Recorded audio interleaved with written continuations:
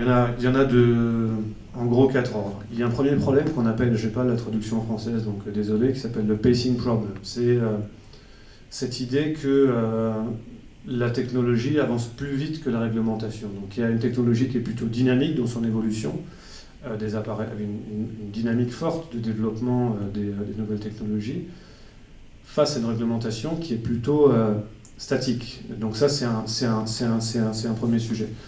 Il n'est pas nouveau non plus. Ça existe depuis toujours. Le problème, c'est que les technologies sont extrêmement rapides aujourd'hui, leur développement est très rapide. Donc ce pacing problem crée un vrai sujet pour les gouvernements.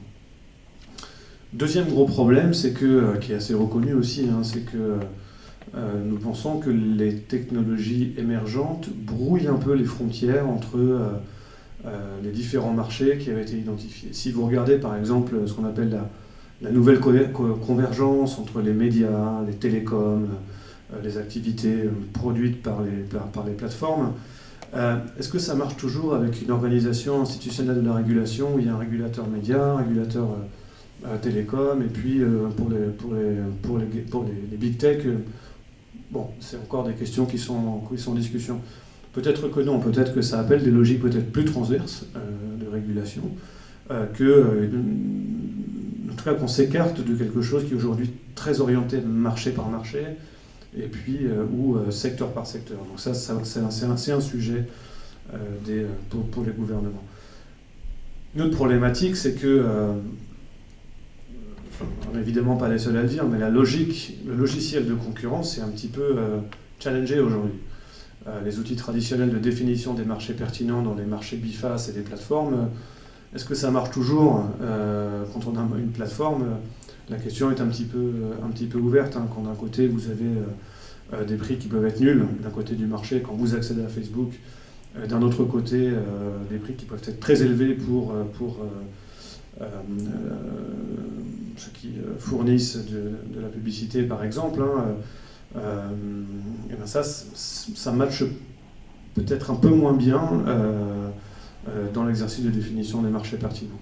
Pour ce même genre de raison, lorsque vous voulez examiner des comportements de prédation concurrentielle, le fait que d'un côté il y a un prix qui soit à peu près nul et de l'autre côté qui soit assez élevé peut soulever un sujet dans les pratiques et la boîte à outils des autorités de concurrence pour regarder ces questions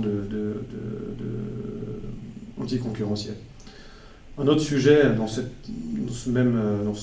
question générale est-ce que les cadres de régulation sont toujours pertinents, c'est que il y a énormément de débats sur cette question-là, il n'y a rien de tranché, et nous-mêmes on n'a pas d'avis tranché, et puis c'est pas forcément à nous d'en avoir, mais est-ce qu'il n'y a pas une défaillance de marché géante sur les données? En gros, il y a une transaction, vous accédez à un service en échange des données que vous donnez avec un consentement plus ou moins compris, on va dire, avec le GDPR aujourd'hui. Donc finalement, est-ce qu'on a une vraie défaillance de marché? Est-ce qu'il y a un problème de définition des droits de propriété? Habituellement, l'économiste vous dirait s'il y a une défaillance de marché, il faut le réguler. Donc c'est un vrai sujet. C'est pas nécessairement évident qu'il faille définir un droit de propriété sur la donnée. C'est beaucoup plus compliqué que cette intuition-là. Est-ce que ça vaudrait quelque chose déjà? Est-ce qu'on arriverait à donner un prix significatif à une donnée personnelle quand la valeur créée par la donnée vient de l'agrégation entre plein de données, vient de son interaction avec d'autres sources de données? Donc tout ça n'est pas nécessairement évident, mais ça pose quand même une question. Est-ce qu'on n'a pas une défaillance de marché aujourd'hui au regard de l'échange gratuit de données en échange d'accès à un service? Enfin, et c'est très important, ce qu'on voit aussi, c'est que les nouvelles technologies digitales n'ont pas grand-chose à faire de l'organisation institutionnelle de la régulation. Donc qu'on a un ministère du transport à côté, un autre ministère qui fait autre chose, et qu'on ait encore un autre ministère qui fasse autre chose, ou bien un régulateur qui fasse autre chose. Il y a peut-être une forme d'endogénéité dans tout ça évidemment, mais très généralement en fait on voit que les nouvelles technologies elles concernent différentes agences gouvernementales et d'une part. Deuxièmement, elles ne respectent pas l'organisation à différents niveaux. On le voit bien avec Uber, c'est d'abord une problématique locale, puis qui prend une plus grosse envergure. On voit bien que ça percute aussi l'organisation de l'action publique dans ces différents niveaux. Et enfin, et c'est extrêmement important, si les nouvelles technologies ne respectent pas l'organisation interne des gouvernements, elles ne respectent pas non plus les frontières entre les différents États. Donc il y a un vrai sujet de coopération internationale. Est-ce que ça fait sens de réguler les blockchains uniquement ou d'autres types de technologies sur une base nationale quand chacun des nœuds peut être placé dans un pays différent? Ça peut permettre aux entreprises de faire ce qu'on appelle du forum shopping, c'est-à-dire choisir leur implantation en fonction de choix opportunistes, pas forcément au mauvais sens du terme, mais elles ont peut-être la possibilité en matière de politique fiscale, en matière de politique de protection des données, en matière de tout un tas de choses. Donc, face à ce fait, il y a évidemment un vrai besoin de coopération internationale entre les gouvernements.